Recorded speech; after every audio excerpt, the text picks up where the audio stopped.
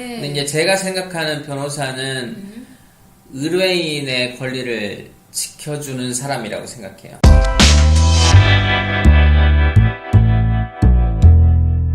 그럼 의뢰인의 권리를 지켜준다는 건 뭐냐면, 의뢰인 분들은 변호사를 만나서 다 진실을 얘기하는 건 아니에요. 보통 이제 사람의 성향이 자기의 유리한 걸 얘기를 그렇죠, 해요. 그렇죠. 네. 그러면 이제 변호사를 편하게 하려면 의뢰인의 얘기를 듣고 네 하고서 그대로 소송을 하잖아요. 그러면 질 수도 있어요.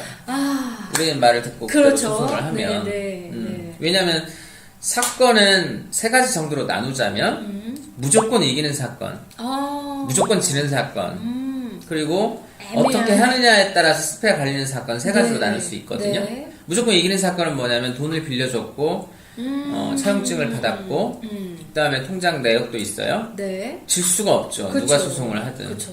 그죠? 증거 확실하고. 예. 네. 그리고 내가 돈을 빌려서 안 갚았어요. 네. 그 당연히 내 입장에서 지는 거죠. 그죠. 그러니까 승패가 너무 증거상으로도 명백할 수밖에 없는 사건이 있는가 하면. 네. 근데 이제 대다수의 사건은 어떻게 하느냐에 따라 달라질 수 있는 사건이에요. 네. 그러니까 금전적인 거라도 간단히 설명을 하면 이쪽은 돈을 대여했다고 하는데 차용증은 없고 이 사람은 뭐 나는 투자받은 것이다. 나는 빌려줬으니까 나는 받아야겠다. 이쪽은 투자 받았는데 다 날렸기 때문에 줄 수가 없다. 뭐 이런 사건이 있을 수 있죠. 그렇죠. 네. 서로가 근데 얘기가 이제 사인 간에는 차용증을 썼어 명확히 대여한 거다 이렇게 이제 서류를 주고 받았으면 그 서류에 따라 가는 것이지만 네. 뭐 지인 간의 관계고 서류를 안 썼을 수 있어요. 네. 그리고 둘 간의 대화 왜 돈이 갔는지는 둘은 서로 알아요. 둘은 서로 알잖아요. 근데 이제 거짓말. 무슨 대화를 하고. 그렇죠. 그렇죠. 그리고 근데 이제 사인 간의 대화도 또 명확치 않을 때도 있어요. 이게 명확히 뭐 대여인지 투자인지 알 수 네. 없을 때가 있어요. 네.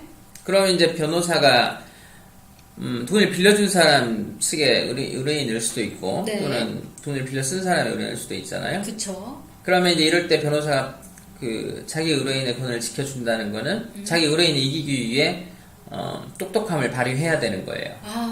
있는 그대로 다 나 약점까지 다 얘기해주는 사람이 있어요. 그런 사람이 변호사하고 미팅할 때 그게 되게 잘하는 거예요. 그래야 변호사의 약점을 알 수 있거든요. 네네. 근데 이제 대부분은 그렇지 않아요. 자기한테 유리한 것만 얘기하고 네. 변호사가 당연히 이겨줘야 된다고 생각해요. 그럼 이제 변호사는 네 이렇게 얘기 듣고 있는 그대로 얘기를 듣는 게 아니고 시간의 흐름에 따라서 어떠한 얘기가 있었고 그 사이에 누가 있었고 어떠한 서류들이 있고 이런 것들을 하나하나 꼼꼼하게 다 파악을 해야 돼요. 네. 그리고 또 의뢰인한테 물어봐야 돼요. 만약 의뢰인이 이렇게 얘기할 경우에 또 이렇게 얘기하고 있는데 당신의 약점이 무엇이냐 그런 것까지 파악을 해야 돼요. 네. 능력 있는 변호사는. 그래서 그걸 파악을 했을 때 그걸 가지고 사건을 시뮬레이션 하는 거예요. 네. 시뮬레이션을 해서 이렇게 말을 하면 이렇게 가야 되고 이제 공방에 대한 시뮬레이션을 해서 우리가 지지 않을 주장을 재판에서 해야겠죠. 와. 근데 이제 그 얘기는 뭐냐면 제가 소송에서는 거짓말할 권리가 있다라고 네. 말씀을 드렸잖아요. 네. 그러니까 우리한테 유리한 요소도 있고 불리한 요소가 있어요. 네. 그럼 우리에게 유리한 요소는 그대로 써먹으면 돼요. 네. 우리한테 불리한 요소가 있어요. 우리의 불리한 요소는 뽀록이 안 나면 전문 용어네요. 네, 그러니까 쉽게 말해서 안 드러날 것 같으면 불리한 요소는 빼요. 근데 이게 어차피 드러난다. 네. 드러난다라고 하면 이 불리한 요소를 뭐라고 얘기할 것인가, 뭐라고 다른 식으로 포장할 것인가, 네. 이러한 기술이 필요하죠. 그래서 실제 어떻게 소송을 수행하느냐에 따라서 질 사건을 이길 수도 있고 그 묘한 경계에 있는 사건을 이길 수도 있는 거예요. 야, 재밌네요. 들어보니까 약간 네. 뭐 탐정에다가 약간 심리까지 알아야 되고. 그러니까 네. 이렇게 말을 하면 네. 변호사의 어떤 윤리성을 가지고는 욕을 먹을 수도 있는데 네. 소송도 일단은 게임이에요. 게임. 게임에서는 무기를 어떻게 쓰느냐에 따라서 네. 소송의 결과는 달라질 수 있기 때문에 네.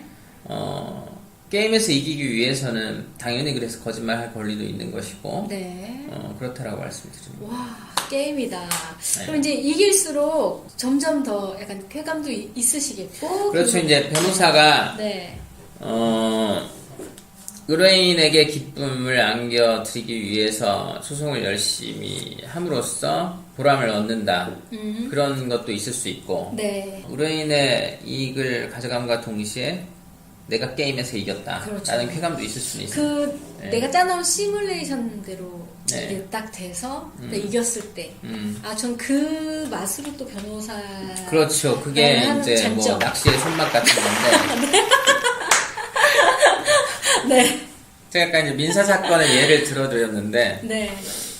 형사사건은 더 이렇게 그 짜릿함이 되게 크죠. 네. 형사사건은 왜 크냐면, 피고인의 변호인을 맡았어요. 음. 이 사람이, 내 의뢰인이 재판을, 네. 불구속 상태에서 재판을 하다가, 유죄로 이제 징역이 찍히면, 바로 감옥에 갈 수도 있는 거예요. 그죠? 네네. 그리고 이제 구속이 되어서 재판을 받고 있다가, 제가 무죄를 받아줬어요. 네. 그럼 정말 또 그 사람한테는 은인이 될 수도 있죠. 네. 그런 경험도 많이 하긴 했는데 네. 이제 그렇게 은인이 되면 네. 6개월 동안 그 의뢰인이 감사해요. 6개월 지나면 다 잊어버려요. 그리고 이제 형사사건에서의 재판을 어떻게 진행하느냐 또 굉장히 중요한데 네.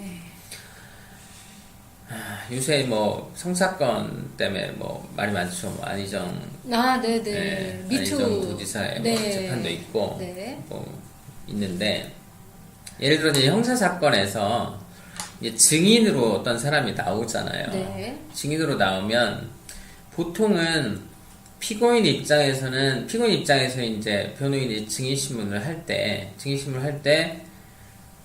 이게 진실이 아니잖아요. 이거 맞잖아요. 근데 왜 이렇게 진술하세요? 이거 사실이 아니잖아요. 이렇게 물어보는 경우들이 많아요. 근데 그렇게 물어보면 네. 그 증인으로 나온 사람은 아니에요. 내 말이 맞아요. 라고 더 흥분해서 얘기를 하죠. 네네. 그렇게 증인 신문을 하면 안 되는 거예요. 그 사건이 잘 가기 위해서는. 그러니까 네네. 예를 들어서 이제 형사에서 증인 신문을 할 때는 그 조사를 받을 때 진술을 해놓은 내용들이 있잖아요. 네. 그러면 조사를 해놓을 때 어떨 때는 이렇게 말을 했다가 또 저렇게 말을 했다가 이렇게 진술을 해놓은 기록들이 있어요. 네. 그럼 변호사는 예를 들어서 그걸 갖고 있는 거예요. 그래서 증인한테 물어보는 거예요. 이거는 어때요? 라고 하면 이 증인이 분명히 이래서 나는 피해를 많이 당했어요 라고 얘기를 할 거를 예상을 해야 돼요. 예상을 하면 그 예상을 해놓고 이 기록에 그렇지 사실과 다른 부분을 딱 끄집어내서 들이대는 거예요. 들이대서 근데 이때는 이렇게 말을 했는데 어때요? 라고 딱 말을 하면 네.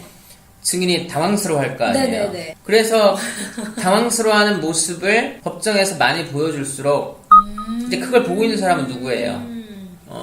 그 재판에서 그쵸. 누굴 위해서 누가 보라고 재판을 하냐면 판사님이 보라고 그렇죠. 재판을 하는 거예요. 그분이 결정을 내리니까. 판사님이 결정을 내니까. 네네네네. 그러면 판사님이 그 증인이 당황스러워하는 모습을 보면 그 증인의 말을 믿지 않아요. 저 사람은 뭔가 좀 네네. 이상하다. 믿지 않아요. 네네. 그러면 피고인한테 유리한 판단을 하는 거예요. 이런 거 공개하셔도 되는 거예요? 그러니까 네. 제가 아까 말씀드렸다시피 네. 자기들끼리는 알아요. 네네. 자기들끼리는 알죠. 그럼 자기들끼리는 그 당시에 정말 무슨 일이 근데 제3자는 모르잖아요. 모르죠. 네. 제3자는 모르면 이러한 측면을 보여주면 진실이 이럴 수도 있고 저런 측면을 보여주면 저럴 수도 있고 다 달라질 수 있는 거예요. 그러네요. 그러면 자기의 의뢰인의 이익을 위해서는 법정에서 실제 이러한 모습을 보여줬을 때 판사님이 우리 주장에 설득력을 가지고 유리한 판단을 내린다. 이렇게 전략을 짜야 되는 거예요. 네. 왜 우리 법정 드라마 옛날에 보면 뭐 네네. 하버드대 뭐 공부벌레도 이런 거 보면 그 우리나라는 배심원 제도를 지금 형사 재판에서 일부 채택을 하고 있긴 한데 네. 이제 미국 보면 배심원 재판을 많이 하잖아요. 영화에서도 많이 나오고. 맞아요. 그럼 네. 거기서 막 각자 쇼를 하잖아요. 맞아요. 재판을 위해서 이기기 맞아요. 위해서. 네. 네. 감정적으로. 탐 크루즈가 나온 어퓨그맨 같은 걸 보거나 뭐 여러 가지 맞아요. 보면 네. 어떤 반전 있는 딱 모습을 보여줌으로써 재판을 딱 뒤집잖아요. 맞아요. 네. 그러니까 그렇게 영화적인 것처럼 막 극적이지는 않아도 많은 사건에서 그런 요소들이 실제 요소들을 작동을 시켰을 때 네. 결과는 바뀔 수 있어요.